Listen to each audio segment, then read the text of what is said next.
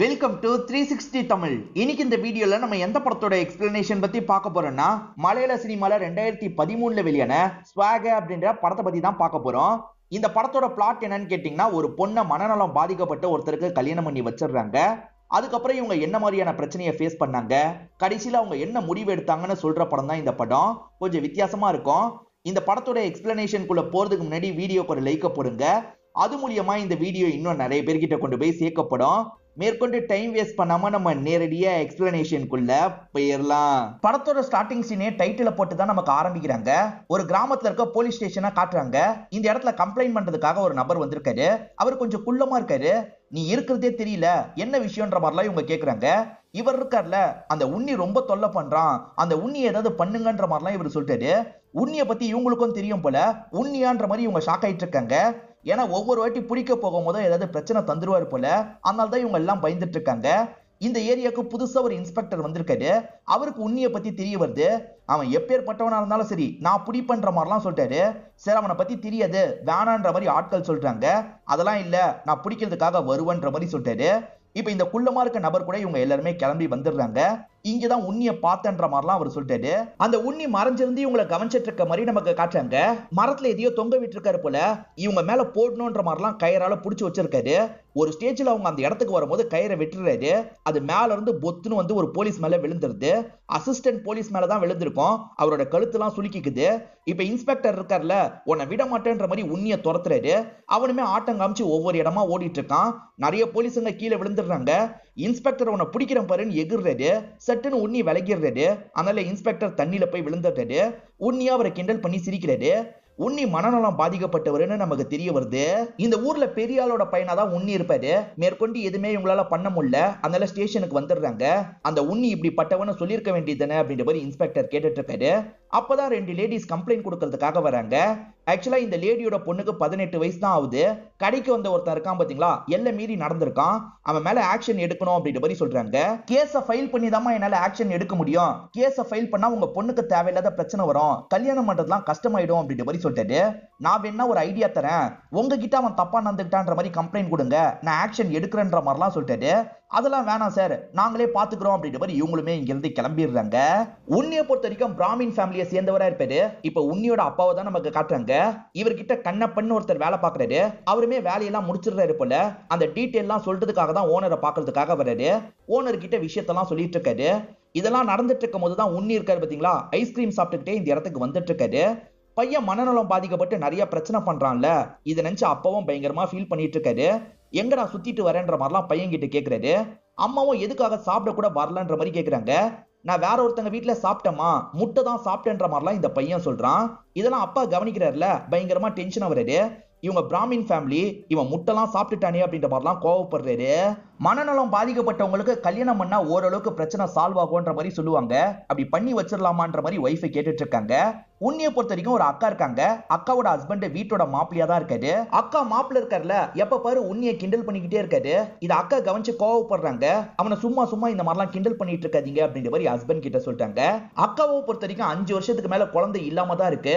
ஊர்ல எல்லாருமே என்ன கிண்டல் பண்றாங்க அப்படின்ற மாதிரிலாம் அக்கா சொல்றாங்க. நீ என்ன பக்கத்துல விட்டா தானே குழந்தைக்கு ஏற்பாடு பண்ண முடியும், எப்ப பாரு தள்ளி தள்ளி விடுறன்ற மாதிரி இவருமே ரொமான்ஸ் பண்றதுக்காக பக்கத்துல வராரு. இதெல்லாம் உண்ணி ஜன்னல் வழியா கவனிச்சிட்டு இருக்கான். நீ எதுக்காகடா இங்கெல்லாம் வந்த, முதல்ல இங்க இருந்து போன்ற மாதிரி அவன் மேல கோவப்படுறாரு. அக்கா இருக்காங்கல்ல, இங்க இருந்து போ உண்ணின்ற மாதிரி சொல்றாங்க. சரின்ற மாதிரி அவனுமே இங்க இருந்து கிளம்பி போயிடுறான். இப்போ ஒரு புரோக்கரை நமக்கு காட்டுறாங்க. இவரும் வேலை விஷயமா போன்ல பேசிட்டு இருக்காரு.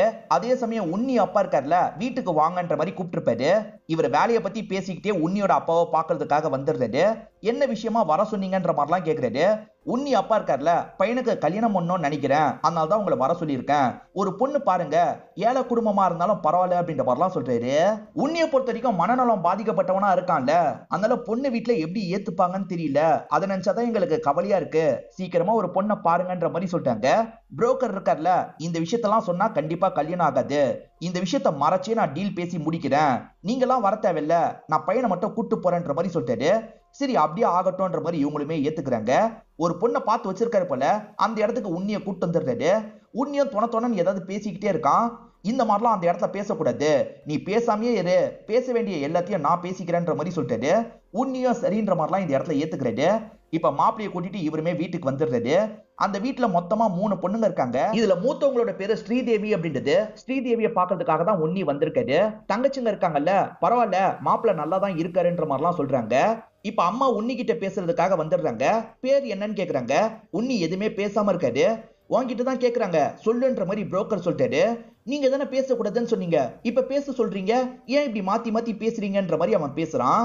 அவன் பேசுறதை கேட்கும் போதே மனநலம் பாதிக்கப்பட்டவங்க பேசுற மாதிரி இருக்கு. என்ன மாப்பிள்ளை இப்படி பேசுறாருன்னு யோசிக்கிறாங்க. இப்ப ஸ்ரீதேவி இருக்காங்கல்ல, காஃபி எல்லாம் இந்த இடத்துக்கு எடுத்துட்டு வராங்க. அதே மாதிரி தங்கச்சிங்க பலகாரத்தை எல்லாம் எடுத்துட்டு வராங்க. இப்ப பலகாரத்தை அங்க இருக்க டேபிள்ல வைக்கிறாங்க.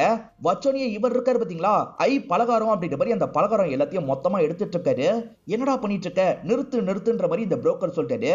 அப்ப கூட இவன் நிறைய எடுத்து பாக்கெட்ல வச்சுக்கிறான். இவர் மனநலம் பாதிக்கப்பட்டவர்ன்றது தங்கச்சிங்களுக்கு தெரிஞ்சிருது. தங்கச்சிங்க பயங்கரமா சிரிச்சிட்டு இருக்காங்க. ஸ்ரீதேவியும் இந்த இடத்துல ஃபீல் பண்ணிட்டு இருக்காங்க. அம்மா இருக்காங்கல்ல, நீங்க எல்லாம் உள்ள போங்கன்ற மாதிரி சொல்லிட்டாங்க. இதுக்கு மேல புரோக்கருக்கும் என்ன பேசுறதுன்னு தெரிய மாட்டேங்குது. சரிம்மா, நீங்க யோசிச்சு உங்களோட முடிவை சொல்லுங்க, கல்யாண செலவுல இருந்து எல்லாத்தையும் நாங்களே பார்த்துப்போம் அப்படின்ற மாதிரிலாம் சொல்லிட்டாரு. கண்டிப்பா அவங்க நோ தான் சொல்லுவாங்கன்ற மாதிரி இங்க இருந்து கிளம்பிடுறாரு. ஏண்டா சொன்ன மாதிரி செய்ய மாட்டியா, எல்லாம் நாசமா போயிடுச்சு வான்ற மாதிரிலாம் உன்னியை இங்க இருந்து கூட்டு போறாரு. அக்கா அவன் பிராந்தன்கா, அவனை கல்யாணம் பண்ணிக்காது அப்படின்ற மாதிரி தங்கச்சிங்க சொல்லிட்டு இருக்காங்க. இவங்க எதுவுமே பேசாம அமைதியா உட்காந்துட்டு இருக்காங்க.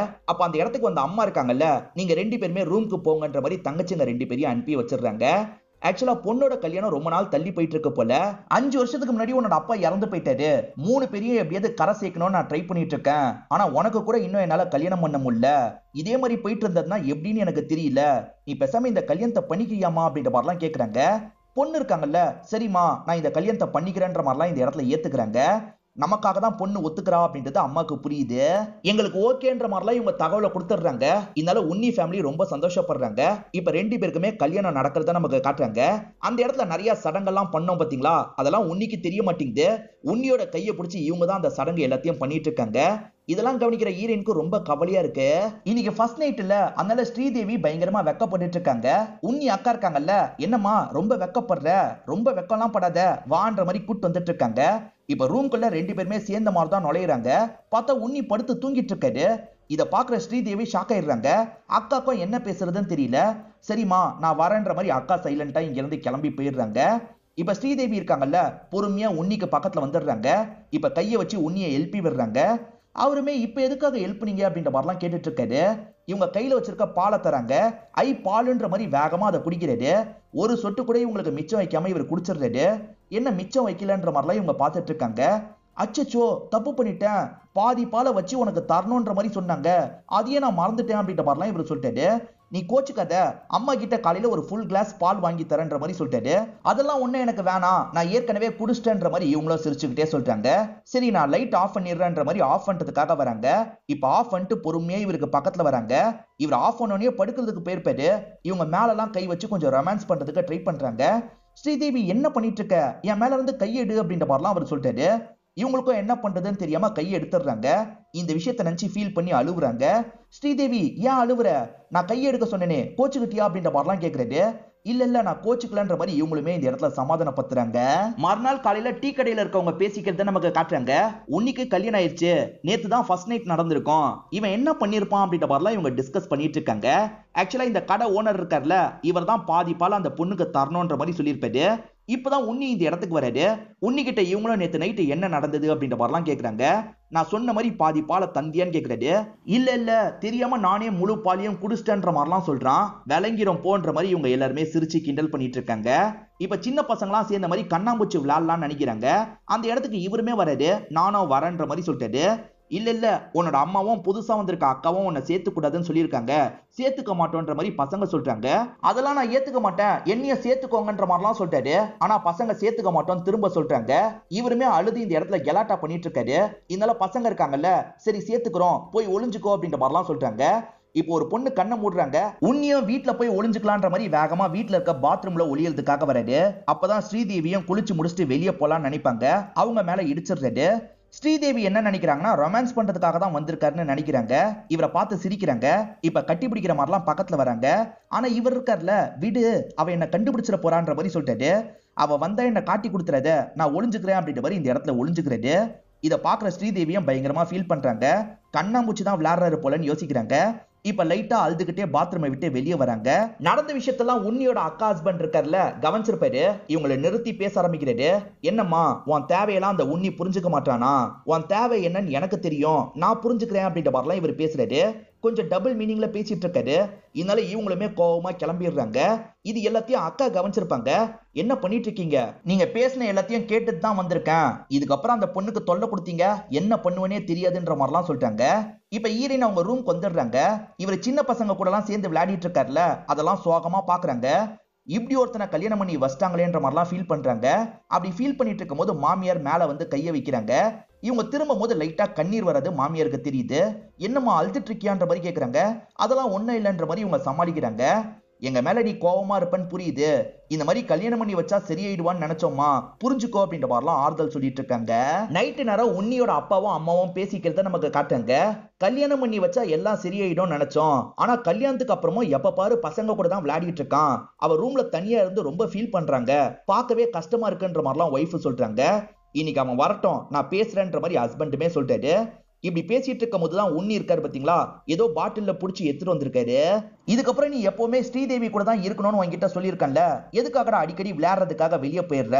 ஸ்ரீதேவி ரொம்ப ஃபீல் பண்றா, நீ போய் ஆறுதல் சொல்லு அப்படின்ற மாதிரிலாம் சொல்லிட்டாரு. நான் ஸ்ரீதேவிக்காக தான் இந்த மின்மினி பூச்செல்லாம் புடிச்சிட்டு வந்திருக்கன்ற மாதிரி இவன் சொல்றான். சரி போய் அவகிட்ட காட்டுன்ற மாதிரி அப்பாவும் உள்ள அனுப்பி வச்சிடுறாரு. இவங்களுமே சோகமா படுத்துட்டு இருக்காங்க. இவனுமே பக்கத்துல வந்துடுறான். என்ன ஸ்ரீதேவி, என் மேல கோவமா இருக்கியா? நீ கோவமா இருக்கிறதா அப்பாவும் அம்மாவும் சொன்னாங்கன்ற மாதிரி சொல்லிட்டாரு. கோவம் எல்லாம் கிடையாதுன்ற மாதிரி இவங்களும் லைட்டா ஸ்மைல் பண்றாங்க.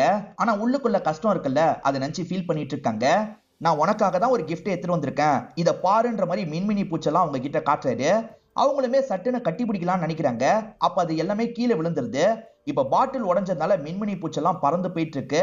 ஏன் இப்படி பண்ணன்ற மாதிரி அந்த பூச்சை பிடிக்கிறதுக்கு ட்ரை பண்ணிட்டு இருக்காரு. இவங்களை பெருசா கண்டுக்க மாட்டாரு. இதை நினைச்சு திரும்பி இவங்க இந்த இடத்துல ஃபீல் எல்லாம் பண்ணிட்டு இருக்காங்க. இந்த வீட்டுல கண்ணப்பன் ஒருத்தர் வேலை பார்க்கறதா சொல்லியிருப்பேன். அவர் இருக்காரு பாத்தீங்களா, பின்பக்கம் விறகெல்லாம் வெட்டிட்டு இருக்காரு. அந்த வழியா இவங்களுமே நடந்து வந்துட்டு இருக்காங்க. அவர் வெட்டுறாரு பாத்தீங்களா, அதையே மெய் மறந்து இவங்க பார்த்துட்டு இருக்காங்க. எதையும் யோசிச்சுக்கிட்டே தான் இந்த விஷயத்த பார்த்துட்டு இருக்காங்க. ஒரு ஸ்டேஜ்ல அவருமே இதை கவனிக்கிறாரு. என்னமா பார்த்துட்டு இருக்கீங்க, உங்களுக்கு ஏதாவது எடுத்துட்டு வரணுமா அப்படின்ற மாதிரிலாம் கேட்கிறாரு. அதெல்லாம் ஒண்ணும் இல்லைன்ற மாதிரி இவங்களுமே இங்க இருந்து கிளம்பி போயிடுறாங்க. ஏன் அப்படி பார்த்தாங்க அப்படின்ற மாதிரிலாம் கண்ணப்பன் யோசிக்கிறாரு. கல்யாணம் முடிஞ்சு சில மாசங்கள் ஆயிருக்கும். இவங்களால காமத்தை கண்ட்ரோல் பண்ண முடியல. அதனால தான் கண்ணப்பனை கொஞ்சம் வித்தியாசமாலாம் இவங்க கவனிச்சிருப்பாங்க.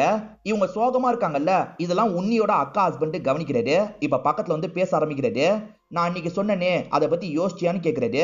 இவங்களுமே இந்த இடத்துல கோவப்படுறாங்க. இந்த மாதிரிலாம் என்கிட்ட பேசாதீங்க, முதல்ல போங்க அப்படின்ற மாதிரிலாம் சொல்றாங்க. நம்ம ஹஸ்பண்டை சீட் பண்ணக்கூடாதுன்னு தானே யோசிக்கிற, உன் ஹஸ்பண்ட் அவ்வளவு ஒன்றும் நல்லவன் இல்லம்மா, அவனெல்லாம் தாராளமா நீ சீட் பண்ணலாம் அப்படின்ற மாதிரி இவர் சொல்லிட்டாரு. என்ன சொல்றீங்கன்ற மாதிரி இவங்க புரியாத மாதிரி கேட்கறாங்க. உன்னி மனநலம் பாதிக்கப்பட்டவன்றதை மட்டும் உங்ககிட்ட மறைக்கல, வேற ஒரு விஷயத்தையும் மறைச்சிருக்காங்கன்னு சொல்லிட்டாரு. வேற ஒண்ணு மறைச்சிருக்காங்களா என்னன்ற மாதிரி இவங்க கேட்கறாங்க. இவருமே சொல்லலாம்னு நினைக்கிறாரு. அதுக்குள்ள இவரோட ஒய்ஃப் வரதை கவனிக்கிறாரு. நான் பேசுறத பார்த்தா அவ்வளவுதான், நான் அப்புறமா சொல்றேன்ற மாதிரி இங்க இருந்து கிளம்பிடுறாரு. இப்ப ஒய்ஃப் பக்கத்துல வந்து என்னமா யோசிச்சுட்டு இருக்கன்ற மாதிரி கேக்குறாங்க. அதெல்லாம் ஒண்ணே இல்ல அப்படின்ற மாதிரி இவங்களுமே சமாளிச்சுட்டு இங்க இருந்து கிளம்புறாங்க. வேற என்ன நம்ம கிட்ட மறைச்சிருப்பாங்க அப்படின்ற மாதிரிலாம் ஈரின் பயங்கரமா யோசிக்கிறாங்க. கண்ணப்பன் இருக்காரு பாத்தீங்களா, ஒரு இடத்துல குழி தோன்ற வேலையெல்லாம் பார்த்துட்டு இருக்காரு. அவர் தண்ணி கேட்டிருப்பாரு போல. இவங்களுமே தண்ணி தரதுக்காக இந்த இடத்துக்கு வராங்க. இவருமே நன்றி சொல்லி வாங்கி தண்ணி எல்லாம் குடிச்சிட்டு இருக்காரு. இப்பயே இவங்க கண்ணப்பனை ஒரு மாதிரி பாக்குறாங்க. கண்ணப்பன் கிட்ட இதை பத்தி கேட்டா என்னன்ற மாதிரி இவங்க கேட்க ஆரம்பிக்கிறாங்க. அப்படிலாம் இந்த குடும்பம் எதையும் மறைக்கலன்ற மாதிரி கண்ணப்பன் சொல்லிட்டாரு. ஏழை பொண்ணு தானே, இவ எப்படி கஷ்டப்பட்டா என்னன்னு யோசிக்கிறீங்களா? பரவாயில்ல, நீங்க சொல்ல வேணான்ற மாதிரி இவங்க சோகமா நடக்க போறாங்க. இப்ப கண்ணப்பனுக்கு கொஞ்சம் கஷ்டமா இருக்கு. கண்ணப்பன் இருக்கார்ல, சரிமா எல்லாத்தையும் சொல்லிடுறேன்ற மாதிரி சொல்றாரு. நீ நினைக்கிற மாதிரி உன்னி பிறந்ததுல இருந்தே மனநலம் பாதிக்கப்பட்டவன் கிடையாது. 2 வருஷத்துக்கு முன்னாடி வரைக்கும் நார்மலா தான் இருந்தான். 2 வருஷத்துக்கு முன்னாடி எல்லாம் அவன் ஆடின ஆட்டம் கொஞ்சம் நஞ்சம் கிடையாது, ரொம்ப மோசமானவனா இருந்தான்ற மாதிரி இவர் சொல்ல ஆரம்பிக்கிறாரு. அப்படியே கட் பண்ணி பிளாஷ்பேக்கை நமக்கு காட்டுறாங்க. மாசா உன்னி பைக்ல வந்துட்டு இருக்காரு. இங்கதான் இன்டர்வல போடுறாங்க. உன்னிய பொறுத்த வரைக்கும் இந்த ஊர்ல மைனர் மாதிரி சுத்திட்டு இருப்பாரு. எந்த ஒரு பொண்ணையும் விட மாட்டாரு. அவங்க கூட க்ளோஸாலாம் பழகுவாரு. இதெல்லாம் ஒரு சாங் மாதிரி நமக்கு காட்டுறாங்க. ஒரு லேடி விளக்க வச்சு உட்காந்துட்டு இருக்காங்க. உன்னியும் அந்த இடத்துக்கு வந்துடுறாரு. குடி போதையில் தான் இந்த இடத்துக்கு வந்திருக்காரு. இவங்க கூட எல்லாம் ஒன்னா இருந்துட்டு இருக்காரு. எல்லாம் முடிஞ்சதுக்கு அப்புறம் இங்க இருந்து கிளம்புறாரு. கண்ணப்பன் இந்த விஷயத்த கவனிக்கிறாரு. கண்ணப்பனோட ஒய்ஃப் கூட ஒன்னா இருந்துட்டு போறாரா என்னன்னு தெரியல. அப்படி இல்லைன்னா அவங்க விலை மதுவா கூட இருக்கலாம், எனக்கு கன்ஃபார்மா தெரியல. அதே மாதிரி ஆத்துக்கிட்ட பெண்கள்லாம் உட்காந்து குளிப்பாங்க பாத்தீங்களா, அந்த பெண்களுக்கு தெரியாம இவர் ரகசியமா வீடியோ மாதிரிலாம் எடுத்துட்டு இருக்காரு. இந்த விஷயத்தெல்லாம் கண்ணப்பன் கவனிக்கிறாரு. இவரோட வீட்லயும் இந்த விஷயத்த சொல்லிடுவாரு. இப்ப வீட்டுல அப்பா தூங்கிட்டு இருக்காரு. அப்பாவுக்கு தெரியாம அப்பாவோட காசு எடுக்கலான்ற மாதிரிலாம் இவர் எடுக்கிறதுக்கு ட்ரை பண்றாரு. ஆனா அப்பா கவனிச்சு இவரை லாக் பண்ணிடுறாரு. என்ன பழக்கம் இது? நீ ஊருக்குள்ள பண்ணிட்டு இருக்கிறதெல்லாம் எனக்கு தெரியாதுன்னு நினைக்கிறியா? இதுக்கப்புறம் இந்த மாதிரிலாம் பண்ண என்ன பண்ணுவனே தெரியாதுன்ற மாதிரி கோவப்படுறாரு. என்னன்னா பண்ணிக்கோங்கன்ற மாதிரி இவனும் தள்ளி விட்டு கிளம்புறான். இதே ஊர்ல கௌரின்னு ஒரு பொண்ணு இருக்காங்க. அந்த பொண்ணு பின்னாடி இவன் சுத்தி சுத்தி வந்துட்டு இருக்கான். ஆனா அந்த பொண்ணுக்கு இவனை சுத்தமா பிடிக்க மாட்டேங்குது. ஏன் என்ன தொல்லை பண்ணிட்டு இருக்க? இதுக்கப்புறம் என்ன தொல்லை பண்ணனா அவ்வளவுதான், இங்க இருந்து போன்ற மாதிரிலாம் இவனை விட்டு வேலைக்கு போயிட்டு இருக்காங்க. உன்னி பயங்கரமா குடிக்கிறான், நிறைய பொண்ணுங்க கிட்ட போயிட்டு இருக்கான்றதெல்லாம் உன்னியோட அக்கா ஹஸ்பண்டுக்கு நல்லாவே தெரியும். இப்ப உன்னி வெளியே கிளம்பிட்டு இருக்கும் போது இவரை நிறுத்தி பேசுறாரு. நீ பண்ணிட்டு இருக்கிறதெல்லாம் எனக்கு தெரியும் உன்னி, இதெல்லாம் நிறுத்து அப்படின்ற மாதிரி அட்வைஸ் பண்ற மாதிரி பேசுறாரு. ஏண்டா வீட்டு மாப்பிளையா இருந்துட்டு நீ இப்படி பேசுறியா? நீ சொல்றதெல்லாம் நான் எதுக்கு கேட்கணும்? ஓவரா பேசின என்ன பண்ணுவனே தெரியாது, போயிடுன்ற மாதிரிலாம் அசிங்கப்பத்திட்டு இங்க இருந்து கிளம்புறான். கௌரின்னு ஒரு பொண்ணு பின்னாடி சுத்துறான்னு சொன்ன பாத்தீங்களா, அந்த பொண்ணு வீட்டுல தனியா இருக்காங்க போல. இது தெரிஞ்சுக்கிட்டு இவனும் சைலண்டா வீட்டுக்குள்ள வந்துடுறான். அவங்க சமையல் வேலை பார்த்துட்டு இருக்கும் போது பின்னாடி இருந்து கட்டி பிடிக்கிறான். இவனு தெரிஞ்சதா அவங்க பயங்கரமா ஷாக் ஆயிடுறாங்க. முதல்ல இங்க இருந்து கிளம்புன்னு சொல்றாங்க. ஆனா இவன் கேட்க மாட்டான். ஃபோர்ஸ் பண்ணி அவங்க கூட ஒன்னா இருக்கணும்னு நினைக்கிறான். இவன் ஃபோர்ஸ் பண்ணிட்டு இருக்கும் போது யாரோ கதவை தட்டுறாங்க. இவனுக்குமே பயம் வந்துருது. நான் இருக்கிறத பத்தி சொன்னா அவ்வளவுதான் அப்படின்ற மாதிரிலாம் மிரட்டுறான். இவங்களுமே கதவை திறக்கிறாங்க. இவங்க சொந்தக்காரங்க தான் வந்திருக்காங்க. என்னமாச்சு ஒரு மாதிரி இருக்கன்னு கேக்குறாங்க. அதெல்லாம் ஒண்ணே இல்லைன்ற மாதிரி இவங்களுமே சமாளிச்சிடுறாங்க. இப்ப அவன் இருக்கான் பாத்தீங்களா, பின்வாசல் வழியா வேகமா இங்க இருந்து கிளம்பிடுறான். உன்னியோட ஃபேமிலிக்கு இந்த ஊர்ல ரொம்ப பெரிய மரியாதை இருக்கும். கோயில்ல கூட இவங்களுக்கு தான் முக்கியத்துவம் தருவாங்க. இப்ப உன்னி இருக்காரு பாத்தீங்களா, ஃப்ரெண்ட்ஸ் கூட சேர்ந்த மாதிரி பயங்கரமா சரக்கெல்லாம் அடிச்சிட்டு இருக்காரு. அப்படியே கட் பண்ணி கௌரியை நமக்கு காட்டுறாங்க. கௌரி வீட்டுல இருக்க எல்லாருமே ஃபங்க்ஷனுக்கு கிளம்புறாங்க. கோயில் ஃபங்க்ஷனுக்கு தான் கிளம்புறாங்க. நீயும் வான்னு சொல்றாங்க. எனக்கு உடம்பு முடியல, நீங்க மட்டும் போங்கன்னு சொல்றாங்க. கௌரி காலையில இருந்து சரியில்லைல்ல, கௌரிக்கு என்னாச்சு அப்படின்ற மாதிரி இவங்க 3 பேருமே பேசிக்கிட்டே வராங்க. எப்படியும் கௌரி ஃபெஸ்டிவலுக்கு வந்திருப்பான்ற மாதிரி இவர் யோசிக்கிறாரு. கௌரி எங்கன்ற மாதிரிலாம் தேடிட்டு இருக்காரு. குடி போதையில் தான் இவர் தேடிட்டு இருக்காரு.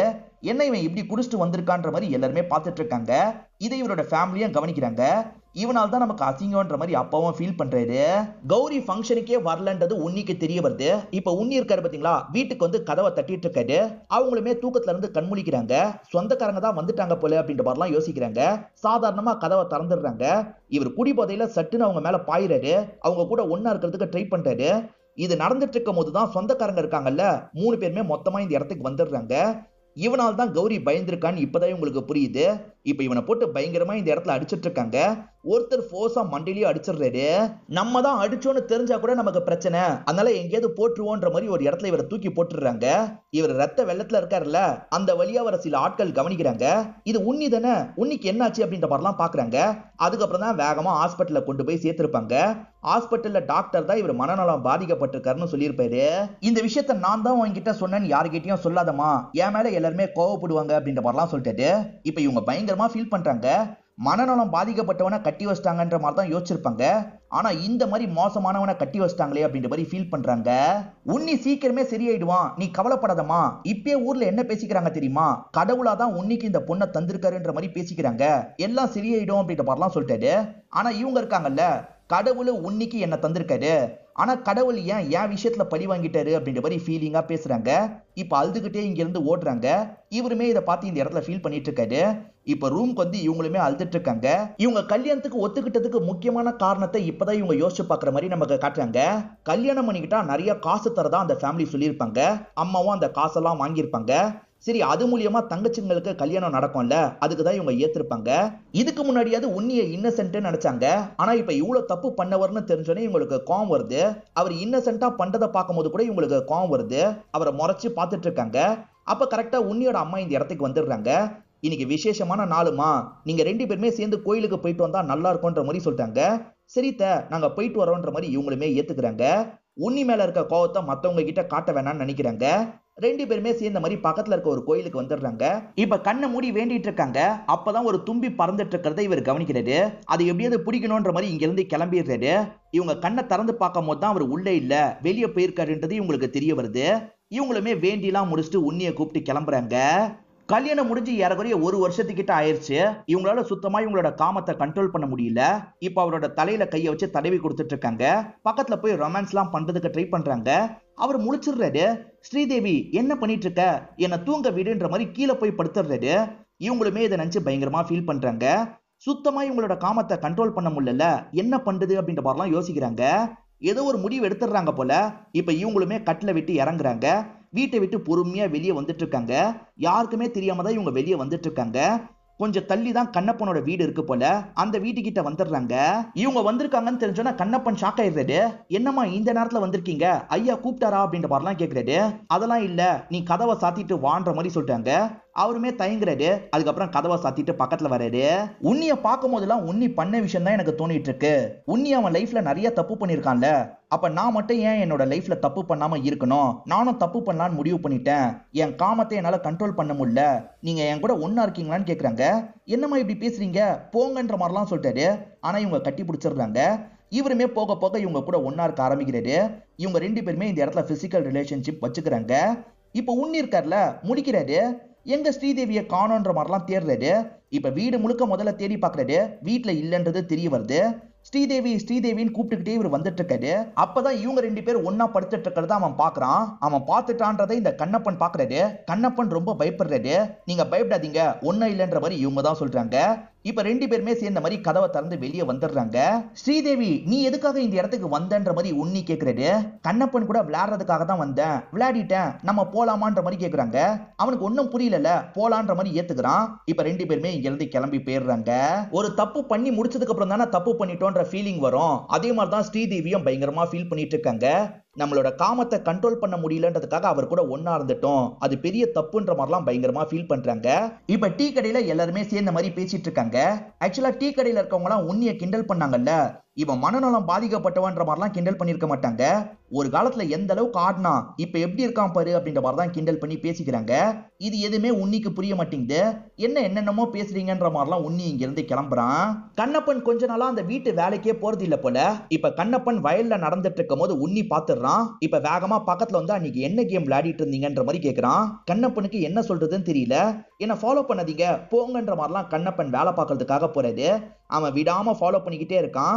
அப்படி ஃபாலோ பண்ணிட்டு இருக்கும் போது அவனுக்கு கரண்ட் ஷாக் அடிச்சிருது போல. அவன் ஷாக் அடிச்ச மாதிரி துடிச்சிட்டு இருக்கான். ஷாக் அடிக்குது போல அப்படின்ற மாதிரி கண்ணப்பன் புரிஞ்சுக்கிறாரு. ஒரு கட்டியை வச்சு அவனை அடிச்சு தள்ளிடுறாரு. அவன் கொஞ்சம் தள்ளி போய் விழுந்துடுறான். ஆனா இப்ப ஷாக்கு கண்ணப்பனுக்கு அடிக்குது. கண்ணப்பன் இந்த இடத்துல இறந்து போயிடுறாரு. அவன் இறந்து போயிருக்க மாட்டான், ஹாஸ்பிட்டலுக்கு கூட்டு வந்திருப்பாங்க. இப்ப டாக்டர் செக் பண்ணி பாக்குறாரு. இப்ப நார்மல் நிலைமைக்கு வந்திருக்க கூட வாய்ப்பு இருக்குன்ற மாதிரி சொல்லிட்டாரு. அவர் எப்ப முழிப்பாருன்ற மாதிரி தான் எல்லாருமே பார்த்துட்டு இருக்காங்க. இப்ப அவருமே கண் முழிக்கிறாரு. அக்காவோட பேரை கரெக்டா சொல்லிட்டாரு. எல்லார்கிட்டயும் ரொம்ப நார்மலா பேசிட்டு இருக்காரு. இவனுக்கு சரியாயிடுச்சு அப்படின்றத புரிஞ்சுக்கிறாங்க. ஸ்ரீதேவி, நீ வேண்டுன கடவுள் கைவிடலமா, அவர் தான் இப்படி காப்பாத்திருக்காரு அப்படின்ற மாதிரி எல்லாருமே சொல்றாங்க. டாக்டருக்கும் நன்றி சொல்றாங்க.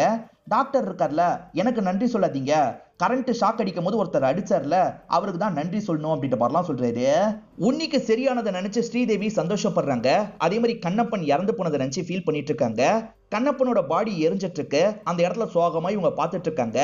அந்த இடத்துக்கு வந்த உன்னி இருக்கார்ல, இவங்க கூட சேர்ந்து கொஞ்ச நேரம் பாக்குறாரு. இப்ப தோல்ல கைய போட்டு இவங்களை இங்க இருந்து கூட்டு போறாரு. இதோடயே இந்த படத்தை நமக்கு முடிச்சிடுறாங்க. இந்த படம் உங்க எல்லாருக்குமே பிடிச்சிருக்கோன்னு நம்புறேன். இந்த வீடியோ உங்களுக்கு பிடிச்சிருந்ததுன்னா லைக் பண்ணுங்க, கமெண்ட் பண்ணுங்க, மறக்காம 360 தமிழ் சேனலை சப்ஸ்கிரைப் பண்ணுங்க. தொடர்ச்சியா இந்த மாதிரி வீடியோக்கள் வந்துகிட்டே தான் இருக்கும்.